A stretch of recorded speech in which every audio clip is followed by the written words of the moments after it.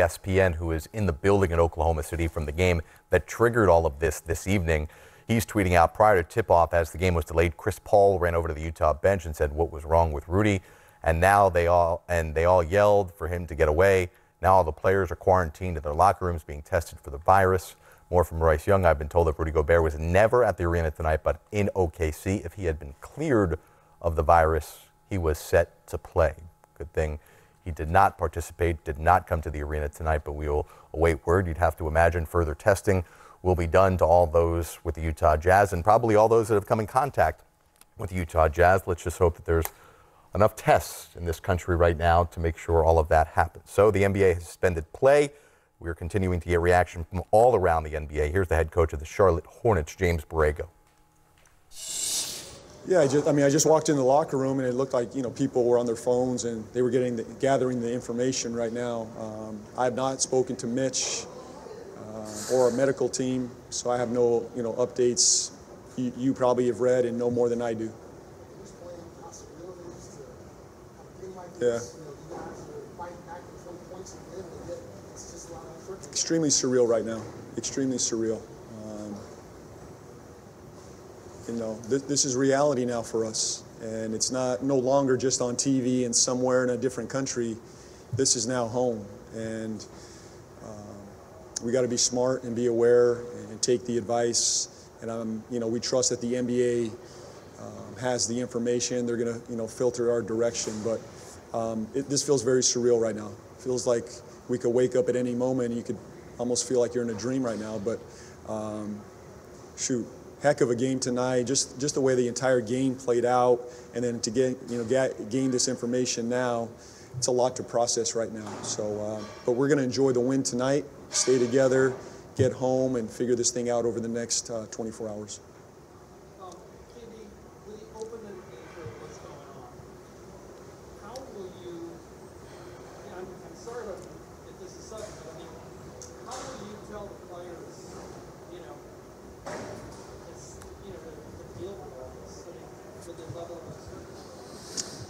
Well, I think that the first thing is we all have to stay calm and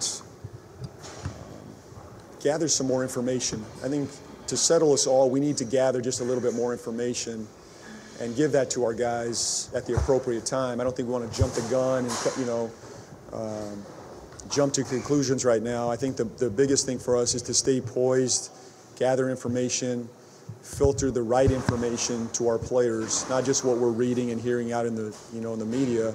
We got to make sure that we're filtering the proper information to our guys. And I think we're just going to have to we're on the fly here. I don't over the next 24 hours, I'm sure we'll be communicating with our guys. Let's get home tonight, be safe tonight, and then figure things out as we go over the next few days.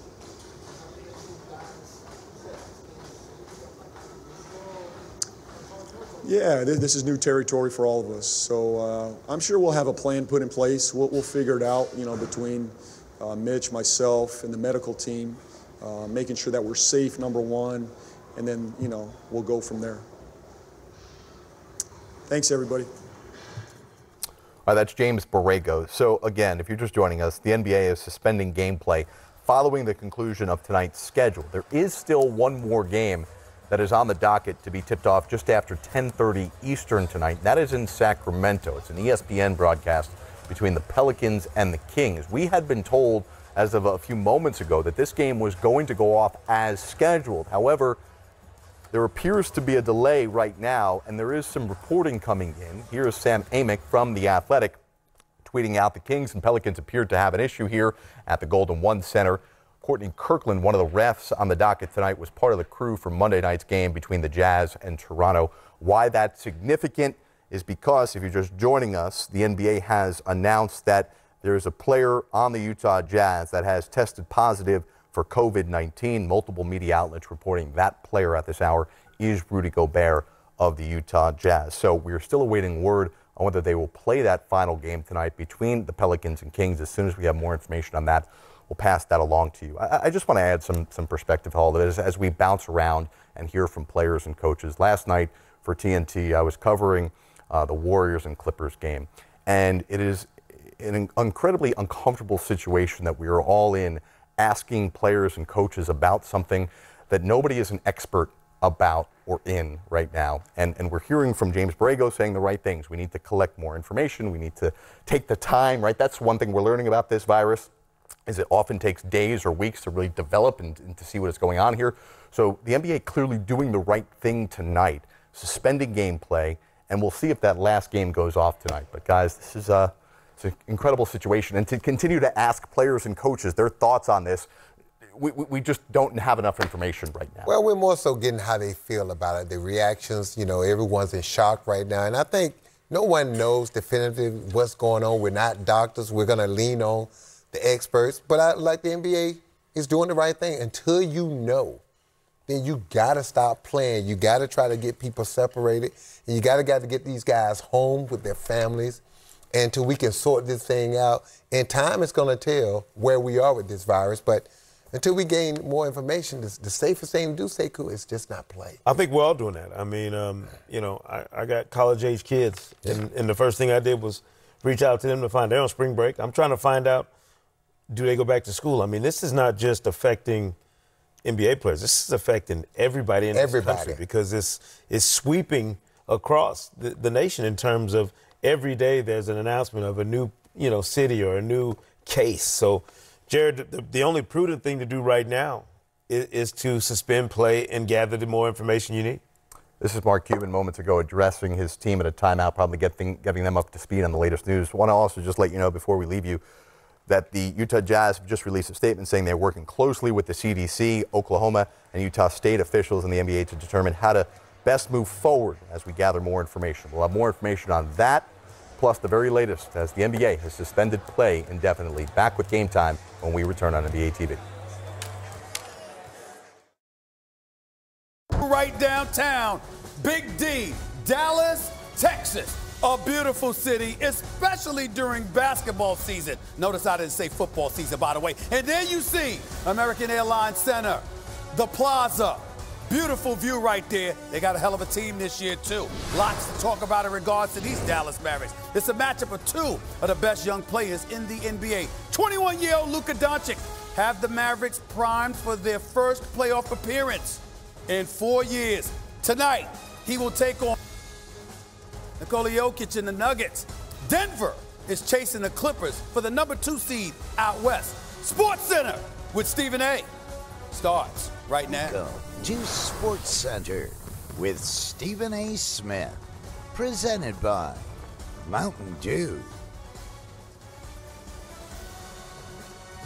The impact of the coronavirus is being felt in the NBA. Today, the Golden State Warriors announced that they will play their home game tomorrow night against the Brooklyn Nets without fans in attendance. This after the San Francisco Health Office prohibited groups of 1,000 or more from assembling. Welcome to Sports Center. I'm Stephen A. Smith. I'm here with yours truly, Brian Windhorst. He's sitting right next to me. Lots of stuff to get into. The league was on the phone all day today, talking to its owners, Commissioner Adam Silver, and of course, the 30 owners or so. What can you tell us about what transpired today? Yeah, there's really kind of two things going on right now, Stephen A. One is they've got to have immediate planning for how they're going to handle the next few days, because obviously we're seeing all of these fans taken out of arenas. Fans are going to be taken out of NBA arenas very soon, all across the board. If they don't make the decision is going to get made for them. They're aware of that.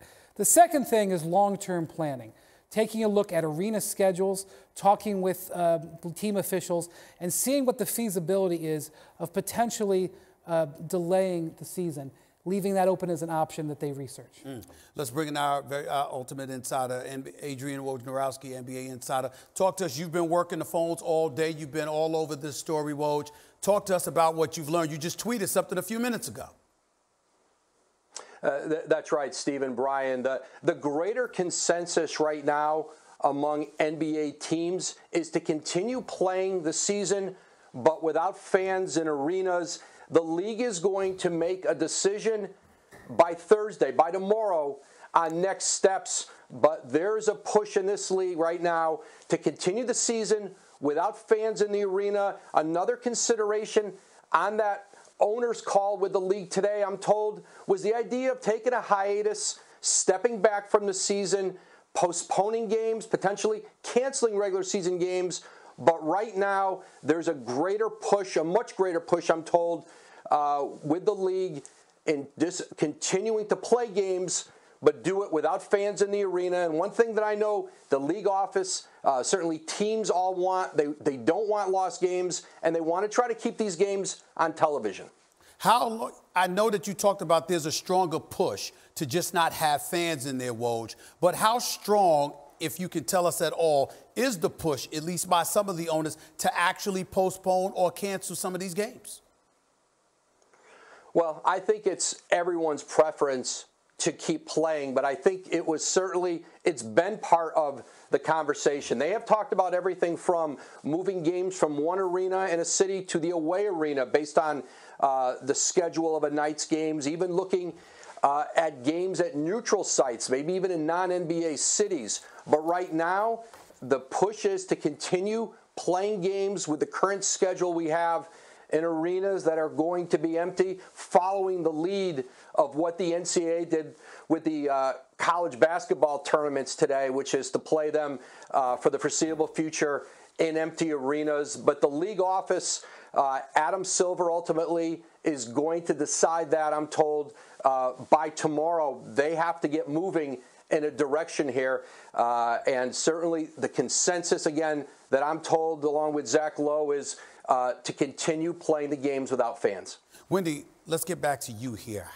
What do you think ultimately will happen here? Because even though there are no cases of NBA players having contracted the virus, in the same breath, there's got to be obviously a very palpable fear of that. What do you think leads to them ultimately making this decision and just sticking with one decision over the other? If Woj says that the owner's consensus is to keep playing, he's right. Woj is always right. I'm just going to tell you, I'm looking at what happened in China and I'm looking at what happened in Italy. And in both those cases, they tried to continue those leagues, especially in Italy, without fans in the soccer league, and it just did not work. Mm-hmm. And now today we have a reported case of a Juventus player, one of the most powerful, biggest teams in Italy, coming down with the coronavirus. I think that eventually you're going to see the leagues have to suspend. That's my opinion. Mm-hmm. They're gonna have to suspend play from a just player health standpoint and from a financial standpoint, because one of the things that's going to happen here, that every game you play without fans, it's millions and millions of dollars. And in the playoffs, where ticket revenue is a vital part of the NBA's revenue pie, it's going to be probably between $100 and $200 million lost if they play playoff games without it. And not that revenue would lead here, right, but it's going to be a factor. Woj, Adam Silver is the commissioner of the National Basketball Association. Do you anticipate him making this call or ultimately putting it to a vote? I know he had conversations with league owners, but is this going to simply come down to the commissioner making a call, or is he going to look for the owners to vote on it? What can you tell us about that? I think Stephen, somewhere in between that with Adam Silver. I don't know that there's a specific vote here, but part of what he wanted to do today was to hear his owners out in a group setting. There's been a lot of one-off conversation certainly recently, but in the end, this is a commissioner's decision, and he's got to make it in partnership, not just with the other owners. They met with the Players Association today, and in that meeting, they told the Players Association their goal was to try to keep, again, playing the games without fans, not having to cancel games. And then, of course, television, arenas, Brian mentioned that, all the other factors. There's a lot of constituents here when you're making this decision, but this is ultimately at the feet of the commissioner. Woj and Wendy, they'll be with us throughout the show. Don't go anywhere. Here's more reaction from around the NBA today, starting with Giannis Antetokounmpo. Obviously, this is the NBA, and we're paid to play games. Now having fans is going to be tough, because everybody that play basketball, they play for the fans. They play for, energy, the atmosphere. But at the end of the day, we got to think about, our health and safety, not just the players, the fans. Because at the end of the day, professional basketball players, so we got to play in an empty arena. It wouldn't be fun, but, it'd be competitive. You see people dying, more and more people are, getting affected by the virus, so, that's real for me. I mean, people are losing their lives, so that's when it became real for me. Let's bring in former Memphis Grizzlies head coach as well as the New York Knicks former head coach David Fizdale.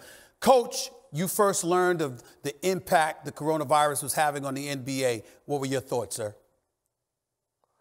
I'm not hearing you, Stephen A. Yeah, can you hear me now? You might have to come back to me. I'm not hearing anything. All right, we'll get back to you. We're having some technical difficulties. We'll definitely get back to y'all in a few minutes. Coming up, we'll get you set for the Nuggets and Mavs on ESPN. Dorisburg standing by with reaction from Dallas over the coronavirus concerns and inside the must-see matchups in tonight's showdown. Plus, the NBA MVP race heats up. Has LeBron taken the lead over Giannis to win the award? We'll dissect the deciding factors. Next, don't touch that dial. More to come. Stephen A. Smith is presented by Mountain Dew. Do the do. Dallas Mavericks against the Denver Nuggets tonight. As you see, hand sanitizers are being handed out to fans in the arena. Not just soap, not just going to the bathroom. Hand sanitizer being given out to everybody. It's not a bad idea, actually, not by a long shot. Let's bring in former Memphis Grizzlies and New York Knicks head coach David Fizdale. When you first learned of the virus and the impact that it was having on the NBA, coach, what went through your mind? Wow, that this is really happening during my lifetime, and just really can't believe that we're at a place now that we have to cancel large sporting events, big money-making sporting events, big money-making concerts, things like that. The thought that those things are now either being played without a crowd or being canceled is pretty overwhelming. As a coach in the National Basketball Association, do you agree with the league's decision to make sure that they're not having any fans? At least the Golden State Warriors have already made the decision in San Francisco, obviously, that they're not going to have fans at their game because of the health organization and the decisions that they made. What are your thoughts about that? I do agree with it, Stephen A. And this is why it's bigger than basketball right now. You're talking about a pandemic. You're talking about something that can easily be spread. We see how fast this stuff has ran through other countries. We can't be arrogant enough to think that we're immune to that. We have as many, if not the most, large gatherings than any other country in the world. And so for us to be diligent and cautious, I think, is the right approach. We can't risk our fans' health, and we also cannot risk our players and our staffers' health. Coach, as an assistant in Miami, you used to coach LeBron James. You're very close with him. We all know this. His original position was he's not playing if it's not going to be in front of the fans. He backtracked on that considerably, obviously, as he's learned more about this situation. As a coach, what would you tell players at this particular moment in time in regards to what's transpiring before us? Well, one, you want to educate them on how to stay healthy, right? Just the basics, I think, is don't assume that players know how to keep themselves healthy in scenarios like this. That would be the first thing. But the second thing would be, especially if I'm a team contending for the playoffs or contending for home court or any of that, is keeping the mission in mind and how important every game is, regardless of the fact that fans are there watching or not watching. You still have a body of work that you've put together over the course of the season to put you in this position. You can't let a situation like this right now knock you out of your focus, and now all of a sudden you start losing games because of the conditions. Coach, always appreciate you, man. Thank you so much for being on the show. You take care of yourself. See you soon. Absolutely, Steve. Let's transition to 14-year NBA veteran Matt Barnes. You're sitting right here next to me. You've been a part of this league for a very, very long time. How scared are you that ultimately games are going to end up being missed, canceled along those lines? I think I would prefer the NBA to kind of take a step back and go ahead and cancel games for a week or two and just do as much research as we possibly can. Let's get studies on how many healthy 18 to 35-year-olds have caught this, and if so, what happened? How many children have caught this? I understand all these other leagues that have canceled things. I get it, I respect it, but the NBA moves the needle. What we do moves the needle. We set culture, we set trends. So I would like to get as much information about this disease as possible and just take a step back. Like I said, I don't think the game is meant to be played without fans. I think the game will suffer. The players are saying that it's not going to be the same. The atmosphere, the energy, if you've ever played, you understand what the arena atmosphere is like. So without fans, I think the play is going to, tremendously suffer. But let's also think about The flu sweeps through every professional locker room every single year. The flu sweeps through my children's school every single year. People get sick, we get our medicines, we get healthy, we hydrate, and we feel better. This, like I said, I just think there's not enough information out there yet for us to. I understand we want to be, ahead of it. We want to be progressive instead of reactive, but let's just take a step back and kind of see where we're at with things and then move forward from there. But I don't think the game is meant to be played without fans. Hold your thought right there. We've got to transition to Dallas, where our very own Doris Burke is. She'll be on a call for the game tonight between the Denver Nuggets and the Dallas Mavericks. You just spoke to both head coaches today. Can you give me the feel, the vibe of where their head is and what they're going through right now, Doris? Yeah, and I reached out to a couple of players as well, Stephen A., and basically the response has been, we really don't know what to think. We are trying to, like the rest of the country, educate ourselves in real time. You hear what Matt said. It will be absolutely bizarre to think of an arena without family and friends and obviously the fans. Mike Malone told us earlier today that basically at shoot-around this morning, he looked at his guys and said, look around the arena because there's a distinct possibility this would be the atmosphere within which we are playing. So there's uncertainty, there's education that's ongoing, and sort of a wait-and-see attitude amongst coaches and players, Stephen A. Let's transition to the game because there is a game that's taking place tonight, Doris. It's between the Denver Nuggets, who are the number 3 seed in the Western Conference, and obviously the Dallas Mavericks. When you look at this matchup right here, which isn't getting the attention it deserves as far as I'm concerned, because both of these teams have been impressive, what chances do you give either of them to come out of the West, seeing what you've seen from them the multitude of times you've watched them this year?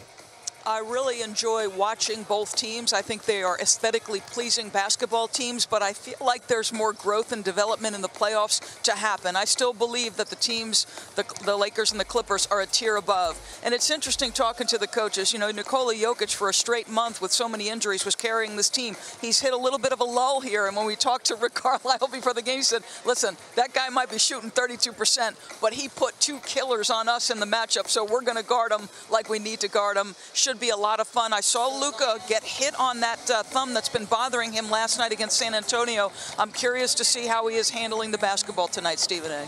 Doris, always appreciate the great work. Thank you so much. Looking forward to listening to you during the game. You take care. Thank you. All right. Coming up, as the legend of Luka continues to grow. I'm sorry, Jamal Murray. I didn't know he was sitting there shooting jump shots. There's a conversation that took place. It was earlier today. And, of course, oh, no, you didn't. We can't forget about that. Oh, no, you didn't. I don't know if you've seen that, Matt Barnes. It's kind of smooth. Check it out. It's coming up next. Smith, live from the Seaport District at Pier 17, brought to you by Chase. Our next NBA Saturday primetime game sees Steph Curry and the Warriors starting a 5-game Eastern Conference road trip against Giannis and the Milwaukee Bucks. Our coverage tips with The Jump at 8 Eastern on ABC and the ESPN app. I don't think that they have the pieces to actually compete in the Western Conference. Your best players have got to be better. That's why the Nuggets get lost in the shuffle. Why does this team thrive when everybody else counts them out? Here it goes. Got it. Denver has won. We have a lot of guys that are hungry and desperate and willing to do whatever it takes to have success. There has been a lack of respect for what they have achieved. I work so much to get here. Hopefully I'm going to win a ring one day. While the Lakers and Clippers steal most of the headlines, don't sleep on the Nuggets in the Western Conference. Their success starts with Nikola Jokic, who's one of 2 players averaging 20 points, 10 rebounds, and 5 assists this season, along with Giannis Antetokounmpo. And Jokic has formed quite the dynamic duo with Mr. Jamal Murray, who's averaging nearly 19 points per game. The pair have assisted to each other 218 times this season. That's the most by any pair of teammates in the NBA, just ahead of LeBron and Anthony Davis.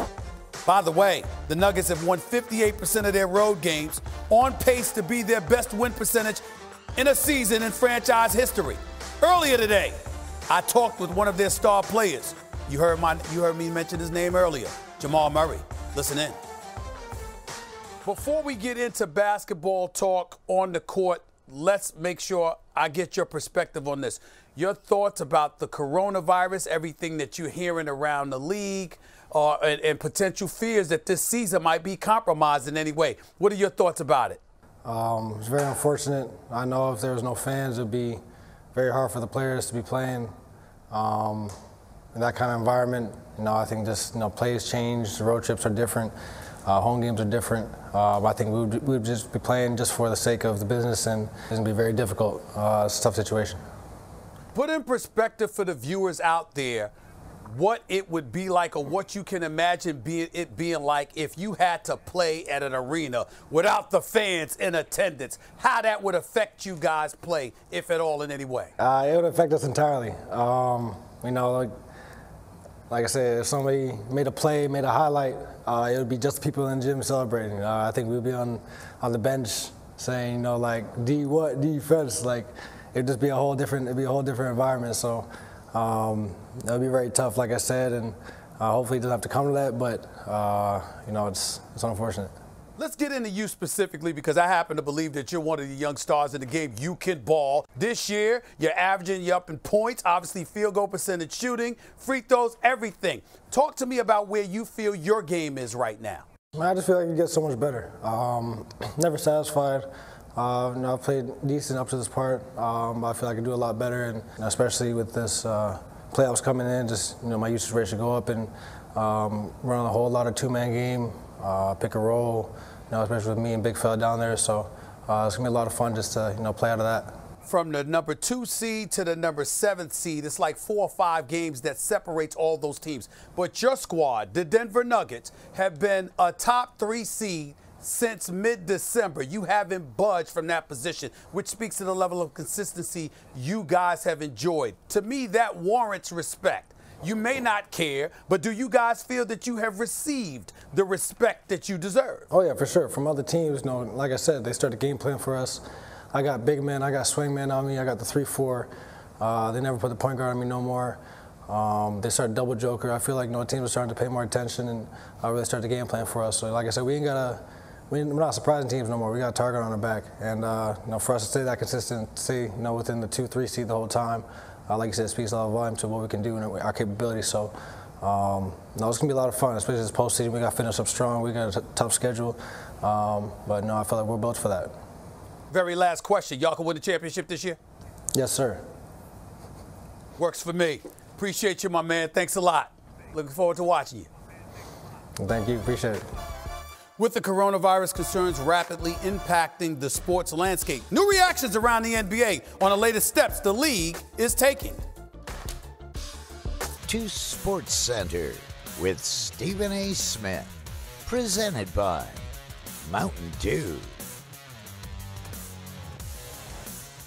Welcome back to Sports Center with Stephen A. Smith. Brian Winters is right next to me. Adrian Wojnarowski, our ultimate NBA insider. He'll be with us shortly. Brian Winters, let's get right back to it. So you've heard what everybody has to say. Just remind our audience of how serious and dire this situation appears to be in the eyes of the NBA right now. Yeah, I mean, this is the biggest threat the NBA has faced from a health standpoint, maybe ever. Today, just today is an example. They had a conference call with owners. I was talking to people in the league. They don't remember this ever happening. Owners meet 3 times a year as scheduled. It's hard to get billionaires on the phone. The fact that they had to do that, just that alone, just that fact alone tells you how out of character and off the grid that this situation is. But I'm going to just say that I know that a lot of people are really upset, and I know there's a lot of people that are panicking and things like that. Let's look to what's happened elsewhere in the world. In China, they shut their CBA, their Chinese Basketball Association, down at the end of January. They have taken 2 months to deal with this crisis. They wanted everybody to remain indoors, to quarantine.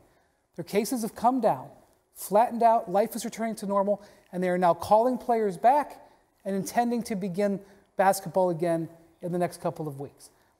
This is obviously going to affect a lot of people. It's going to affect a lot of people who have tickets who want to go to games. But ultimately, they're going to take the steps that they were shown, and we're going to end up being okay. We just have to get through it.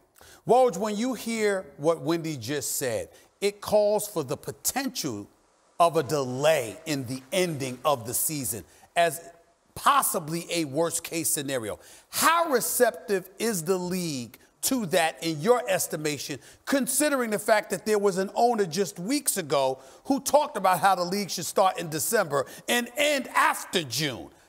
What do you make of that, Woj? Well, Atlanta's president, Steve Koonin, he's talked about that idea for years and brought it up again at the Sloan Conference. There hasn't been support for it, but what you're hearing now and what needs to happen is there's going to have to be a lot of cooperation around the league right now. If games do get lost with how to salvage this season, this is a year where the league's going to lose a lot of money. Going back to Daryl Morey's comments, what that caused the league with their relationship with China, and then now the money that's going to be lost here. And one group that really hasn't been a big part of this conversation that's got a call with the league tomorrow, the league's general managers, their presidents, the people who deal every day with the players, and I think they're going to have to be involved in this. They know more about this league day to day and how it operates and how competitively some changes in the rest of the season might play out. They know that better than their owners do. So there's a lot of people who still have to be a part of this conversation because this is uncharted territory for the league, and there's going to be more difficult decisions that have to be made. Wendy, we've heard on many, many occasions the commissioner and league officials allude to the partnership that exists between them and the players. How much, if any, input at all will the players have in decisions that are being made? And if not them, whom? Yeah, I think one of the things that is happening in the league right now is there is a strong feeling of cooperation between the commissioner's office and the players. There is a real, equity that exists there between those two sides. And so I really believe that they'll work together on this. They will rely on their crisis situation and get through it and align. But I think the players, as LeBron showed over the weekend, they weren't really even thinking about this. Matt Barnes was saying earlier today, he went to a birthday party for Draymond Green over the weekend. The word coronavirus was not mentioned one time. Yet here we are just a few days away from having radical changes to the league. So I think the players are going to rely on the leadership of the league, which is why the league's got to spend some time to get it right. I know this much. I'm relying on you and Woj. Way to bring it, y'all. Really, really appreciate it. In Oklahoma City, Donovan Mitchell, you see him right there, star for the Utah Jazz, getting set to take on the Oklahoma City Thunder tonight. As it currently stands right now, Utah and OKC would meet in the first round of the playoffs. And obviously that brings me to my next guest, Royce Young, covering the Oklahoma City Thunder for us. He joins us right now. You were just at head coach Billy Donovan's pregame news conference. What did he say about the coronavirus and the impact that it's having on his team? Stephen A., he acknowledged how everybody's pretty nervous about this situation and just the bizarre fact of the scene and how it was set up pregame with reporters backed away 10 feet from a podium. Quinn Snyder, it was the same thing. And if you just look around the arena, Stephen A., and just the way that this is kind of unfolding, it's a weird situation. Steven Adams had to alter his pregame routine. Instead of sitting in the locker room like he normally would, he had to come into a media room, sit down at a podium. The first thing he did is he looked over at the Thunder's PR guy and said, "Has this been wiped down?" And he said it with all sincerity, and he was told, yes, it has been very thoroughly. But, one of the things as you look around this arena is just the inability to really contain this with fans in it. I just talked to a ball boy that was rebounding for Donovan Mitchell and Danilo Gallinari, and I asked him, did they tell you to do anything with the basketballs? Were you supposed to wash your hands or sanitize the ball? And he was like, no, I didn't have to do anything. If you look out in the crowd, you see fans throwing a little soft basketball, one by one, going all around, taking turns, just touching the same ball. You see players sitting off to the side in the same seats that fans will sit in watching film. So you can kind of feel the way that it's going to be difficult to contain this as long as fans are in the arena. Great insight. Really appreciate it. Royce Young, our reporter, our Thunder reporter, live in Oklahoma City right now. Thank you so much. Tonight at 10:30 on ESPN and the ESPN app, Zion Williamson and the New Orleans Pelicans are in Sacramento to take on the Kings. Both teams are chasing the Grizzlies for the number 8 seed in the Western Conference. ESPN Pelicans reporter Andrew Lopez is with us in Sacramento as we speak. He joins us now. Andrew, you were at the team shoot-around this morning. What were they saying about the possibility of playing in empty arenas due to the coronavirus? Well, Zion Williamson walked in, kind of looked around and figures, oh, this is how it's going to be now because of the press conferences, and sat down and he said, it's not going to be fun, but he understands why they're doing it. Alvin Gentry tried to have a little bit of fun with it. He marked out 9 or 8 feet on his cell phone before getting up on the podium, but they also understand. Nobody really likes this situation. They understand that the fans are the lifeblood of what they do. Brandon Ingram talked about having to come up with his own energy now because there's not going to be any fans in the arena. So the Pelicans, they understand what's going on right now, but they're not necessarily happy about it. That's Pelicans reporter Andrew Lopez in Sacramento. Thanks so much, Andrew. The coronavirus is affecting events all over the sports world. For more on that, here's Kevin Nagandi and Sage Steele. Stephen A., we've been wondering for a few weeks now exactly how the spread of coronavirus would affect the sports world. But today, when the World Health Organization declared that the global coronavirus crisis is a pandemic, that word changed everything. Yeah, and the biggest story of the day, the NCAA has made an unprecedented move. The men's and women's NCAA basketball tournaments will be played without fans in attendance. NCAA President Mark Emmert said in a statement this afternoon that all championship events will take place with only essential staff and limited family in attendance. While the plan is to keep the first round sites as is, Emmert says they're looking to move the Final Four out of Mercedes-Benz Stadium into a smaller venue in Atlanta. Regional sites could also be moved to smaller venues but stay in the same city. Emmert putting out this statement that reads in part, quote, "I have made the decision to conduct our upcoming championship events, including the Division I men's and women's basketball tournaments with only essential staff and limited family attendance. While I understand how disappointing this is for all fans of our sports, my decision is based on the current understanding of how COVID-19 is progressing in the United States." And now, the Big Ten and Big 12 conference tournaments beginning tomorrow also will not have fans in attendance, just essential staff and immediate family. That is it. The Big Ten's announcement came just hours after it said it would allow fans. So much is changing literally by the minute. Also, the Warriors tomorrow night, they will take on the Nets in Chase Arena in San Francisco without fans. The first NBA team to do that, as so much has happened in the upper northwest part of this country. The Mariners, speaking of the Northwest, Seattle Mariners will move all home games out of Seattle through the end of March, and actually the beginning of April. It's the first 7 games of their season that will not be played at home as scheduled. For the record, the number of coronavirus cases in the U.S. has topped 1,000, with the number of deaths at 31. This week's NBA Sunday Showcase on ABC and the ESPN app has James Harden, Russell Westbrook, and the Houston Rockets in Portland to take on Damian Lillard and the Portland Trailblazers. Our coverage tips off with NBA Countdown at 3 p.m. Eastern. One of the most anticipated matchups of the entire NBA regular season. James fouls, count it, and one. Leonard, Paul George goes to the lane and bats it home as Leonard goes inside and throws it down. This is a playoff environment. I love the intensity. Davis, a three-pointer. It's good. Drives, hop step in the paint to Davis for the slam. James drives, layup, count it, and the foul. LeBron James putting on the finishing touches. It's yours. You deserve it, my friend. Let me be very, very clear about something. Nobody's a fool here, all right? I know Kawhi Leonard is great. I know Kawhi Leonard is one of the top players on the planet. But I would tell you, when he won his first NBA Finals MVP as the San Antonio Spurs, and then his second NBA Finals MVP last year with the Toronto Raptors, he has never been under the spotlight nor the pressure that LeBron James has been under. And so for me, when I watch Kawhi Leonard with the Los Angeles Clippers, I got to tell you something. Now that you marched into L.A., proclaiming it's your town with a crown dangling from your mirror, putting the world on notice that you were coming for LeBron and the Lakers and everybody else, I got news for you. Let's apply some pressure to Kawhi Leonard and see how he responds. He's the cyborg, right? It's not going to faze him, but let's see whether or not he can handle it the way we asked LeBron James to. That's just my take. Coach Fizdale, back in the mix right now. I'm sorry, Matt Barnes. We got some technical difficulties with David Fizdale. We'll get back to him. What did you think about what I just said? I like it.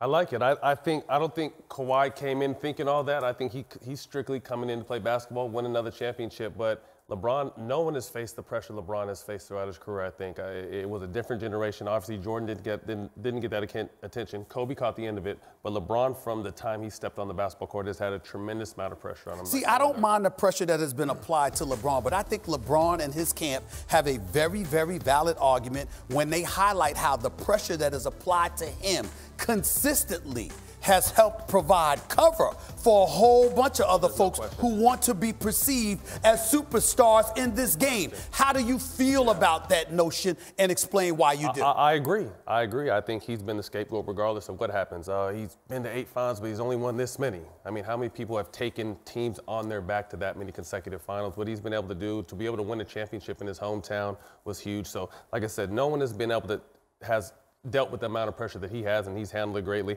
but he's also taken a lot of pressure off other guys. But also, another thing I'd like to add, coming to LA is a lot more than just basketball. You know what I mean? And so to add that to his, pressure shield, but it's going to be different for Kawhi now because playoff times are coming around. Is he shakeable? Is he unflappable? We're going to see. You and your smooth suit, stay right there. I'll be back to you in a second. I might have to buy that suit in a second. Let me get to something else. The Rockets did break a 4-game losing streak by defeating the Minnesota Timberwolves, but their recent struggles have seen them fall to 6th in the Western Conference. Houston will now play 7 of its next 10 games on the road, starting with tomorrow night's matchup with the Los Angeles Lakers. Matt, let me get back to you, Matt Barnes, about the Houston Rockets. How have you felt about what you've seen from them since they went small ball? First 10 games or so, they looked absolutely phenomenal. Over the last 4 or 5 games, not so much. What's going on? I came out the gates not necessarily believing in the situation because playing small ball, I know how much it takes out of you. And that team, you have to be balls to the wall every night on both ends of the floor, especially defense because you're so undermanned. So what they're going through right now is trying to catch their legs. And I think it's still undecided what they can do. I think Russell Westbrook is playing amazing. James Harden is kind of taking a little step back, but it's still yet to be seen what they can do coming towards playoffs. I know I love Russell Westbrook. I know how you feel about somebody considering the assassin that he is, the most volatile competitor that exists in the NBA. We love that. Here's the flip side.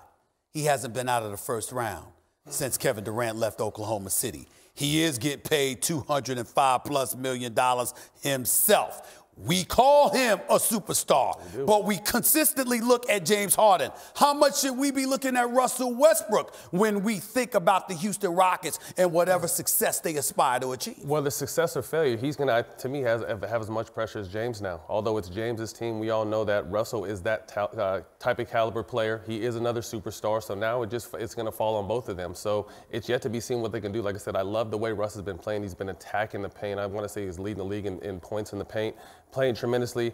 James is taking a little step back. So is that the recipe? Is that what's going on, or is it a bigger play? So I'm not really sure about Houston yet. I'm still unsold. Like I said, they came out the gates on fire. I think they proved everybody wrong, but now they're starting to hit a little lull. So can they come out of it?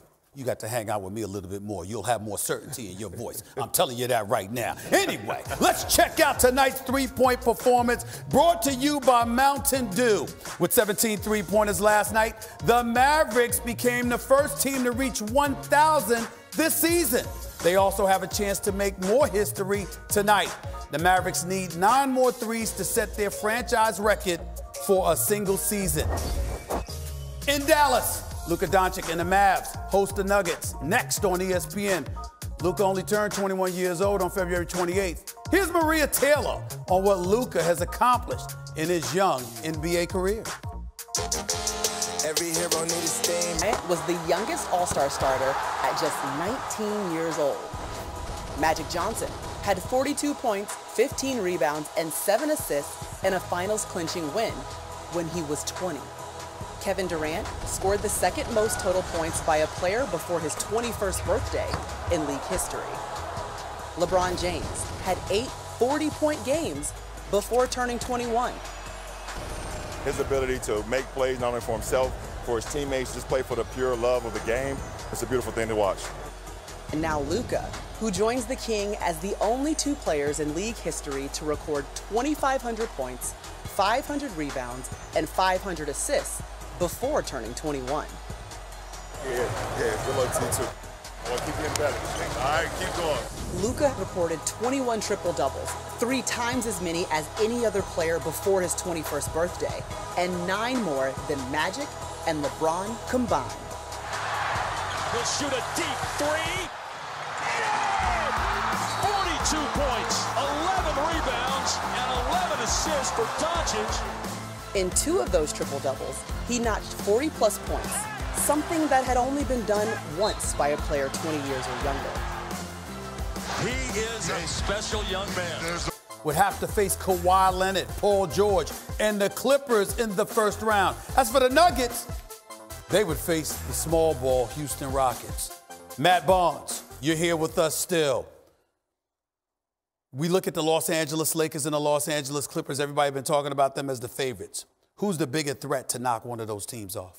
I don't feel like any of them are, to be honest with you. I feel like regardless, there's going to be a championship in LA this summer. I just don't know what team is going to be celebrating. But I think they're heads above the rest of the field in the West. Although the West is solid, there's a lot of teams that are going to play hard and make it an interesting playoffs, but I don't see anyone. But what about the Denver Nuggets from the standpoint that not only did they win 54 games last year, you still got 2 young stars in the Joker and Jamal Murray. Oh, by the way, Bart can play, Gary Harris can play. You know, I like Millsap, a veteran on that squad. Jeremy Grant has been a welcomed addition to that squad.